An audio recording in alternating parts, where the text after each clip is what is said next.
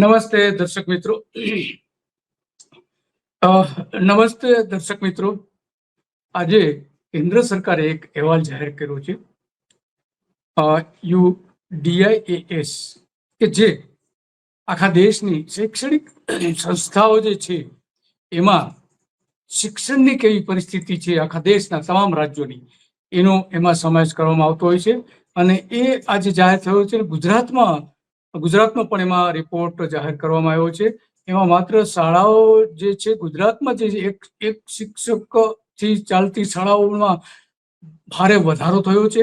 3 જ વર્ષમાં જે 1754 શાળાઓ હતી એ આજે 24-25માં વધીને લગભગ 3000 જેટલી થઈ ગઈ છે. અને જેમાં ભણતા વિદ્યાર્થીઓ જે હતા એ 71,000 થી વધીને 1 લાખ વિદ્યાર્થીઓ થઈ ગયા છે, કે જે માત્ર ને માત્ર એક જ શિક્ષક દ્વારા ચાલતી શાળાઓમાં ભણી રહ્યા છે. અત્યંત ગંભીર પરિસ્થિતિ ઊભી થઈ છે અને આ ચિંતા ઉપજાવી પરિસ્થિતિ છે આખા ગુજરાતમાં. અને એટલા માટે આપણે કાલચક્રમાં આની ચર્ચા કરીએ છીએ અને એ ચિંતા પણ કરીએ છીએ, કારણ કે ગુજરાતમાં જે એક શિક્ષક ધરાવતી શાળાઓમાં સતત 3 વર્ષથી વધારો થયો છે. જે 1754 શાળાઓ હતી 3 વર્ષ પહેલા, એ વધીને 3000 થઈ ગઈ છે. એટલા માટે આજે આ ચિંતા વ્યક્ત કરવી જોઈએ. છેલ્લા 1 વર્ષમાં રાજ્યમાં શાળાઓની સંખ્યા જે છે એ લગભગ 53,000 સંખ્યા શાળાઓની જે ઘટી છે. 53,000 1 વર્ષમાં રાજ્યમાં સ્કૂલોની સંખ્યા ઘટીને 53,355 થઈ ગઈ છે. તો આ જે છે એમાં શિક્ષકોનો પણ એટલો જ મોટા પ્રમાણમાં ઘટાડો છે. એટલા માટે આ ચિંતાનો વિષય છે. પરંતુ આપણા મુખ્યપ્રધાન નરેન્દ્ર મોદી, હવે તો ભૂતપૂર્વ, પણ જ્યારે તે મુખ્યપ્રધાન હતા ત્યારે એમણે જે વાત કરી હતી કે શાળાઓને આંગળી પકડીને એ શાળાઓ સુધી લઈ જાય છે, શાળા પ્રવેશોત્સવ ઉજવે છે અને એની પાછળ શું શું કરે છે એ પણ નરેન્દ્ર મોદી શું કહી રહ્યા છે એ પણ સાંભળી. જૂનો વિડીયો છે, લગભગ 14 વર્ષ જૂનો આ વિડીયો છે અને એ શું કહી રહ્યા છે એ પણ આપણે જોઈએ. પણ આગળ લઈ જવો હોય તો ખાલી ગાંધીનગરમાં બેસીને નિવેદનબાજીઓ કરવાથી મેળ ન પડે, ગામડા ખોંદવા પડે, નાના નાના ભૂલકાઓને આંગળી પકડીને નિશાળ લઈ જવા પડે, શિક્ષકો ભણાવે છે કે નહીં જોવું પડે, ઓરડા ખૂટતા હોય તો ઓરડા બનાવવા પડે, શિક્ષક ખૂટતા હોય તો નવા શિક્ષકોની ભરતી કરવી પડે, બાળકો માટે ટોયલેટ ના હોય, સંડાસ બાથરૂમ ના હોય તો બનાવવા પડે, મધ્યાહન ભોજન સારું મળે એની ચિંતા કરવી પડે, બાળકોને યુનિફોર્મ મળે, પુસ્તક મળે, રમકડા મળે ત્યાં સુધીની ચિંતા કરવી પડે. આ બધું કરીએ ને તો જ ગુજરાતની આવતી કાલ સુખી થાય. ભાઈ, આરામ કરવાથી ન થાય. અને માટે અમે જાત ઘસવા નીકળ્યા છીએ. ભાઈ, આ નિવેદનબાજ નેતાઓ, એમને કઈ કરવું નથી ભાઈઓ, ગુજરાતની ગોર ખોદવા બેઠા છે લોકો. નહીં તો આ પવિત્ર કામ, આમાં વિરોધ કરવાની જરૂર ખરી? ભાઈ, તમે મને કહો, આનો વિરોધ કરવાની જરૂર ખરી? આ ગામડામાં આવીને મુખ્યમંત્રી તમારું બાળક ભણે એના માટે ધૂમ ધકતા તાપમાં રજળે, એનો વિરોધ કરાય? અરે, ઉપરથી તમારે જોડાવું જોઈએ. ભાઈ, સારું કામ છે. આ વોટ માંગવા આવ્યો છું ભાઈ હું? ના, તમારી પાસે વોટ માંગવા આવ્યો છું? મારી સરકારને બીજી વાર લાવજો કેવા આવ્યો છો? આપણું બાળક ભણે કેવા આવ્યો છું ને? આ કામ કોંગ્રેસ વાળા કરે બાંધો પડે? હું ના પાડું છું? અરે, હું 2 ગામમાં જાઉં તો તમે 5 ગામમાં જાઓ. ભલું તો ગુજરાતનું થવાનું છે ને, પણ એ નથી કરવું. એ કરવું જ નથી. જ્યાં જુએ ત્યાં ફાટક બંધ કરો, બસ. ફાટક. તો આ જે સંખ્યા જે ઘટી રહી, 53,000 શાળાઓ, જે 53,000 શાળાઓ અત્યારે થઈ ગઈ છે, એમાં સૌથી ગંભીર બાબત તો એ છે કે 2025માં જે વિદ્યાર્થીઓની સંખ્યા આપવામાં આવી છે એ સંખ્યામાં 1 થી 5 ધોરણમાં જે દાખલ થતા વિદ્યાર્થીઓ હતા લગભગ 45 લાખ હતા કુલ બધા થઈને 2025માં. એ 2012 સુધી આવતા 11 લાખ વિદ્યાર્થીઓ થઈ ગયા, માત્ર 11 લાખ. તો બાકીના જે છે 45, લગભગ સમજો ને કે 40 થી 45 લાખ જેટલા વિદ્યાર્થીઓ ધોરણ 12 સુધી આવતા શાળા છોડીને જતા રહ્યા છે.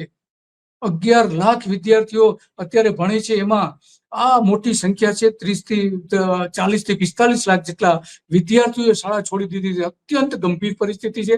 ગુજરાત અભણ ગુજરાત બની રહ્યું હોય એવું લાગ્યું, કારણ કે 34 લાખ વિદ્યાર્થીઓ 12 વર્ષમાં આ રીતે છોડીને શાળા છોડીને જતા રહે એ કોઈ નાની સૂની ઘટના નથી. બીજી બાજુ નરેન્દ્ર મોદી તો મોટી મોટી વાતો કરે છે અને એટલા માટે આજે આ ચિંતાનો વિષય આપણી સામે ઉભો થયો છે. ગુજરાતમાં લગભગ 40,000 જેટલા શિક્ષકો નથી.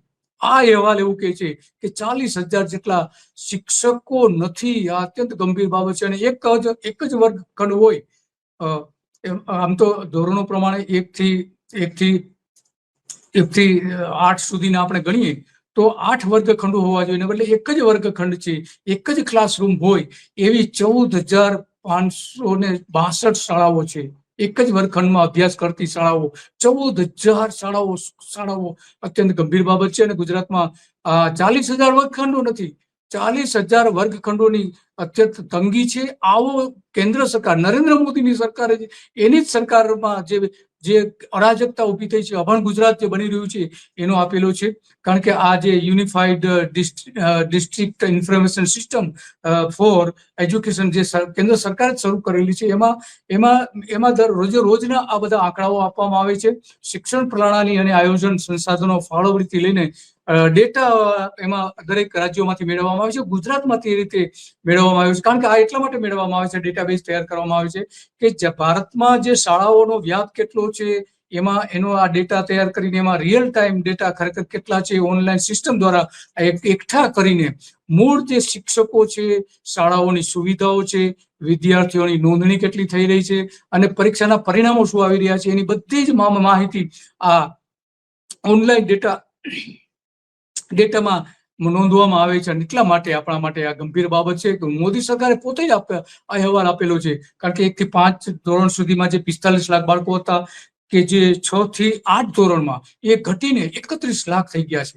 31 લાખ કે લગભગ 14 લાખ જેટલા વિદ્યાર્થીઓ તો માત્ર 8 ધોરણ સુધીમાં જ ઘટી ગયા છે. 14 લાખ વિદ્યાર્થીઓ અને 9 થી 10 ધોરણમાં 17 લાખ વિદ્યાર્થીઓ, એટલે કે 8મું ધોરણ પૂરું કરીને સ્કૂલ જે હાયર સેકન્ડરી સ્કૂલમાં જાય છે, સેકન્ડરી સ્કૂલમાં જાય છે ત્યારે એમાં આ મોટો ઘટાડો 17 લાખ, એટલે 50% તો ત્યાં જ ઘટી જાય છે. શાળાઓમાં જે છે એ ઘટાડો થાય છે. પછી જે 9 થી 10 ધોરણ સુધીનો જે અભ્યાસ કરવાનો છે એમાં 50% બાળકો શાળા છોડીને જતા રહે છે. આ અભણ ગુજરાત થઈ રહ્યું છે.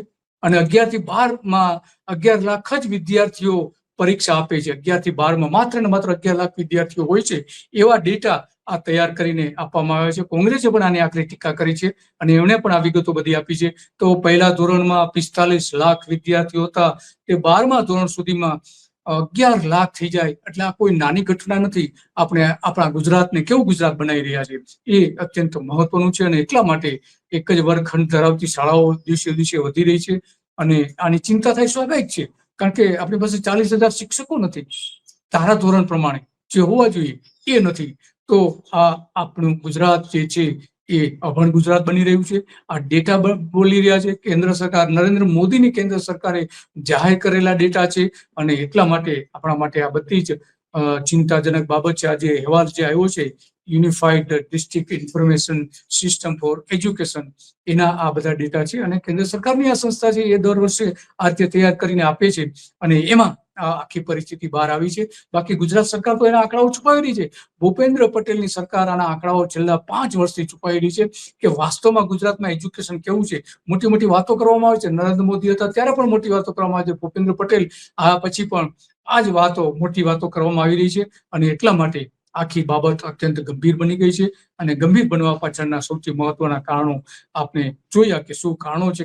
કારણ કે સરકાર પોતે જ બેદરકાર બની રહી છે અને જાણે ગુજરાતના ગ્રામ્ય વિસ્તાર, મોટાભાગના ગ્રામ્ય વિસ્તારના જ આ બાળકો છે. ગ્રામ્ય વિસ્તારના બાળકો ભણે નહીં, અભણ રહે અને મજૂરી કરવા માટે કારખાનાઓમાં જાય અને આ બધી બાબતો છે એ સરકારને અનુકૂળ, મૂડીવાદી સરકાર જે છે ભારતીય જનતા પાર્ટીની મૂડીવાદી સરકાર, એના માટે ફાયદારૂપ આ બધી બાબતો થઈ રહી છે. ઉદ્યોગપતિઓ માટે ફાયદો થાય એ માટેનું શિક્ષણ પદ્ધતિ લાવવામાં આવી રહી છે. નવી શિક્ષણ પ્રથા લાયા છે, પદ્ધતિ લાયા છે, નવી શિક્ષણ નીતિ બનાવી છે આજ નરેન્દ્ર મોદીની સરકારે. પરંતુ વાસ્તવિકતા કંઈક સાવ જુદી છે ગુજરાતમાં. આપણું ગુજરાત શિક્ષણમાં સદંતર ખાડે ગયું છે અને આ ખાડે જવાના અનેક કારણો છે. એ પૈકીના જે આપણે કહી શકીએ છીએ કે રાજ્ય સરકાર પોતે જ ગંભીર નથી કે જેથી કરીને આ જે શાળાઓ તો લગભગ 7,000 જેટલી શાળાઓ તો બંધ કરી દીધી છે. એની ગણતરી તો આમાં લેવામાં આવી છે, બંધ કરી દીધી કે મર્જ કરી દીધી છે એકબીજામાં. અને એટલા માટે આ બધી જ બાબતો આપણે આજે કાલચક્રમાં સવારે આની ચિંતા કરીએ છીએ. આપણે આવું ગુજરાત અભણ ગુજરાત નથી જોઈતું, આપણે શિક્ષિત ગુજરાત જોઈએ છે. 100% શિક્ષણ આપવાની નરેન્દ્ર મોદીએ જ વાત કરી હતી કે પ્રાઇમરીમાં 100% શિક્ષણ અમે આ એનરોલમેન્ટ દ્વારા એટલે કે શાળા પ્રવેશોત્સવ દ્વારા 100% શિક્ષણ આપીશું. પરંતુ વાસ્તવિકતા તો એ છે કે ગુજરાતમાં જે 12મા ધોરણ સુધી આવતા બાળકો છે માત્ર ને માત્ર 20% જ રહે છે. 80% તો શાળા છોડીને જતા રહે છે. તો આ અત્યંત ગંભીર બાબત છે. આપણે ગુજરાત ભણેલું ગુજરાત જોઈએ છે, અભણ ગુજરાત નથી જોઈતું. અને ભવિષ્યમાં આપણા નાગરિકો જે છે એ સશક્ત બને, સરકાર સામે અવાજ કરે, ભણે તો જ અવાજ ઉભો કરી શકે. અને આ સરકાર ઈચ્છતી નથી કે વધારે ભણે અને સરકાર સામે અવાજ ઉભો કરી શકે. આ આપણી શિક્ષણ પદ્ધતિની સૌથી મોટી નિષ્ફળતા ભૂપેન્દ્ર પટેલની સરકારમાં આપણે જોઈ રહ્યા છે. બસ આજે આટલું જ. આવા જ મુદ્દાઓ પર આપણે ચર્ચા કરતા રહીશું અને રોજ સવારે 9 વાગે કાલચક્રમાં આવી બાબતો આપણે રજૂ કરતા રહીએ છીએ. નમસ્તે.